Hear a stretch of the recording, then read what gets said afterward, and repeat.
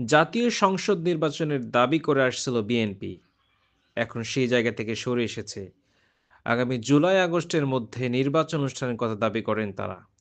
রাজনীতি সংশ্লিষ্ট ব্যক্তিরা মনে করেছেন, নির্বাচন অনুষ্ঠানের নতুন সময় উল্লেখ করার মধ্য দিয়ে অন্তর্বর্তী সরকারের উপর নির্বাচনের চাপ তৈরির প্রক্রিয়া শুরু করল দেশের অন্যতম প্রধান রাজনৈতিক দল বিএনপি।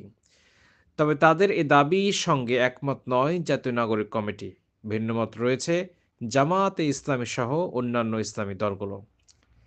বিএনপির মহাসচিব মির্জা ফখরুল ইসলাম আলমগীর বলেন, জুলাই আগস্টের মধ্যে নির্বাচন অনুষ্ঠান সম্ভব বলে উল্লেখ করেন।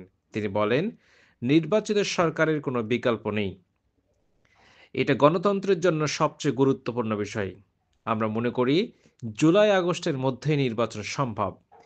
এ কারণে আমরা সরকার, নির্বাচন কমিশন ও রাজনৈতিক দলগুলোর প্রতি আহ্বান জানাচ্ছি, দেশের বৃহত্তর স্বার্থে এ বছরের মাঝামাঝি সময়ের মধ্যে নির্বাচন অনুষ্ঠানের জন্য ব্যবস্থা নিতে পারি।